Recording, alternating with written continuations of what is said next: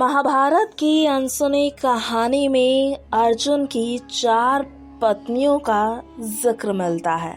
जी हाँ, जिसमें से सबसे पहले द्रौपदी, उलूपी, चित्रांगदा और सुभद्रा, ये 4 नाम हैं जो कि अर्जुन की पत्नी के तौर पर जानी जाती हैं। लेकिन मुख्य रूप से 4 पत्नियों में से अर्जुन अपनी 2 पत्नियां द्रौपदी और सुभद्रा के साथ ज्यादा रहे। सुभद्रा वही जो कि कृष्ण की बहन थी। भगवान श्री कृष्ण ने अर्जुन की भूमिका निभाई। जब अर्जुन द्रोणाचार्य से दीक्षा ले रहे थे, उसी दौरान अर्जुन की मुलाकात गदा से हुई। गदा अक्सर सुभद्रा के बारे में बात किया करता था।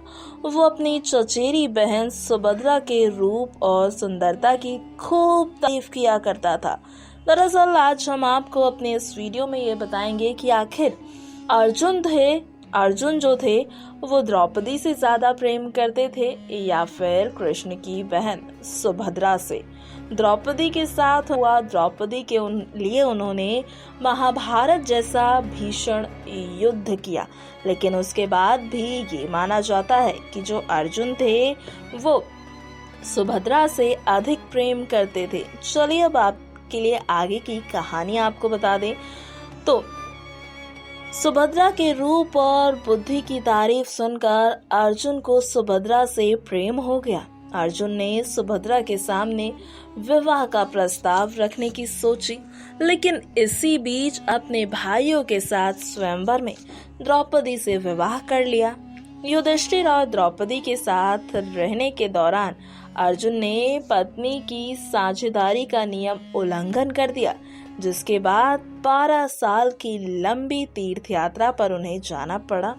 इसी तीर्थ यात्रा के दौरान अर्जुन की मुलाकात नाग की राजकुमारी उलूपी से हुई। नाग राजकुमारी ने अर्जुन को धमकी दी कि अगर वो उससे विवाह नहीं करेंगे तो वो कभी उसे अपने पास से जाने नहीं देंगे। अर्जुन ने अपनी सहमति दे दी और अर्जुन और उलूपी का एक पुत्र हुआ जिसका नाम इरिवन था। इसके बाद अर्जुन मणिपुर की राजकुमारी चित्रांगदा के संपर्क में आए। मणिपुर के राजा ने अर्जुन से अपनी बेटी के विवाह के लिए स्वीकृति दे दी, लेकिन राजा की शर्त थी कि जो भी संतान पैदा होगी वो मणिपुर में ही रहेगी। अर्जुन की पत्नी और पुत्र बाब्रू वाहन दोनों मणिपुर में ही रहे, जबकि अर्जुन ने अपनी यात्रा जारी रखी। अर्जुन द्वारका पहुंचे, जहां श्री कृष्ण से उनकी मुलाकात हुई। अर्जुन को अपने वर्षों पुराने प्रेम सुभद्रा को ढूंढने की इच्छा भी थी।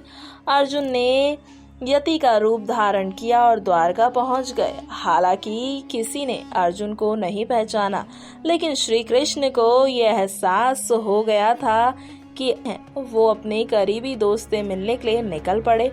अर्जुन एक बरगद के पेड़ के नीचे ध्यान मगन होकर बैठे थे। तभी अर्जुन ने अपने दोस्त और गुरु श्री कृष्ण को अपनी तरफ आते हुए देखा। इससे पहले कि श्री कृष्ण कुछ कह पाते, अर्जुन ने कहा, आप जानते हैं कि मेरे मन में क्या चल रहा है कि आप मेरी उससे विवाह कराने में मदद नहीं करेंगे जिससे मैं प्रेम करता हूँ। श्री कृष्ण को पता था कि अर्जुन और सुभद्रा के विवाह में सबसे बड़ी सौतेले भाई बलराम ही बनेंगे। कौरवों के साथ बलराम की दोस्ती थी। सुभद्रा का विवाह दुर्योधन के साथ हो। श्री कृष्ण ने अर्जुन से, मैं तुम्हारे मुलाकात सुभद्रा से करवाऊंगा। अर्जुन ने कहा कि ये नीच कृत्य नहीं होगा। जी हाँ, अर्जुन और सुभद्रा दोनों ने भागकर शादी की। तो कृष्ण ने जवाब दिया कि अगर सुभद्रा अपनी रजामंदी देती है तो क्षत्रियों में बहन का अपहरण करना स्वीकार है। योजना बनाई गई। अर्जुन यति के रूप में ही रहेंगे और कृष्ण बलराम को उनसे मिलने लाएंगे।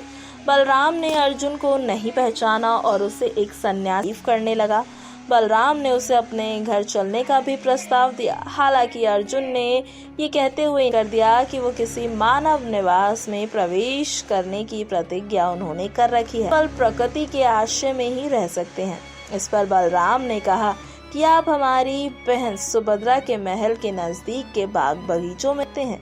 इस पर अर्जुन ने तुरंत हामी भर दी और सुभद्रा के बगीचे के एक पेड़ के नीचे अर्जुन रहने लगे। सुभद्रा ने पांडवों की बहादुरी के बारे में कई कहानियां पहले ही सुन रखी थी। उसने अर्जुन की धनुर्विद्या की चर्चा भी सुनी। वो अर्जुन से मिलने के लिए बेहद ज्यादा बेताब थी। जब सुभद्रा को ये पता चला कि एक साधु उसकी बगिया में आया है तो वो उससे मिलने पहुंची। सुभद्रा ने पहले पांडवों के साम्राज्य इंद्रप्रस्थ के बारे में पूछा, इसके बाद अर्जुन के बारे में सीधे पूछा। सुभद्रा ने साधु से कहा कि अर्जुन बहुत वीर और गुणवान है, क्या आप मुझे उनके बारे में और कुछ बताएंगे? अर्जुन अपनी तारीफ सुनकर थोड़ा शर्मा गए, लेकिन फिर उन्होंने सारे योद्धाओं का जिक्र सुभद्रा के सामने किया। एक दिन सुभद्रा ने साधु से पूछा कि क्या आप मेरा मन पढ़ सकते हैं?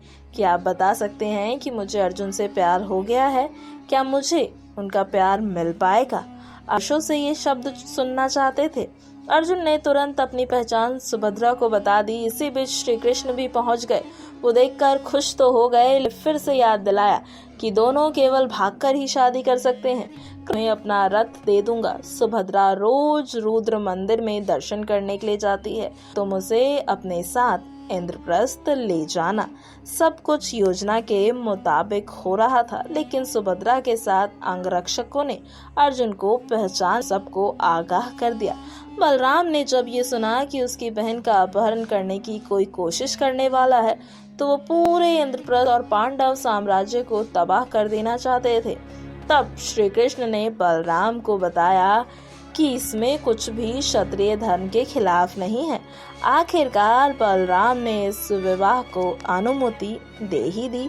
इंद्रप्रस्थ पहुंचते ही अर्जुन सुभद्रा की तरफ मुड़े और कहने लगे, तुम द्रौपदी के बारे में तो जानती होगी ना, तुम्हें ये भी पता होगा। उसने कहा कि वो जब तक जीवित रहेगी कोई और पांडव पत्नी इंद्रप्रस्थ में नहीं रह सकती। हम दोनों तभी साथ रहेंगे जब द्रौपदी इसकी हामी भरेगी। सुभद्रा ने द्रौपदी से मुलाकात की। वो साधारण वस्त्रों में पहुंची थी और कहा, मैं सुबह एक ग्वालन और कृष्ण की सौतेली बहन हूँ। द्रौपदी के मन में श्री कृष्ण के लिए बहुत श्रद्धा थी। द्रौपदी ने सुभद्रा को तुरंत गले से लगा लिया। कुछ दिनों बाद जब दोनों के बीच अच्छी दोस्ती हो गई तो सुभद्रा ने अर्जुन के प्रति अपने प्रेम को जाहिर कर दिया। ये सुनकर द्रौपदी जो थी वो चौंक गई, लेकिन द्रौपदी ने महसूस किया कि अर्जुन की खुशी सुभद्रा के साथ रहने में ही है। इसके बाद द्रौपदी ने अर्जुन को सुभद्रा को अपना आशीर्वाद दिया और दोनों को साथ रहने की अनुमति भी दी। तो इस प्रकार से सुभद्रा और अर्जुन का विवाह हुआ और इसे सुभद्रा को इंद्रप्रस्थ में रहने की अनुमति मिली। ये थी पूरी कथा। आशा है आज की ये जानकारी आपको बेहद पसंद आई होगी। नेक्स्ट 9 स्पिरिचुअल से आरती रिपोर्ट।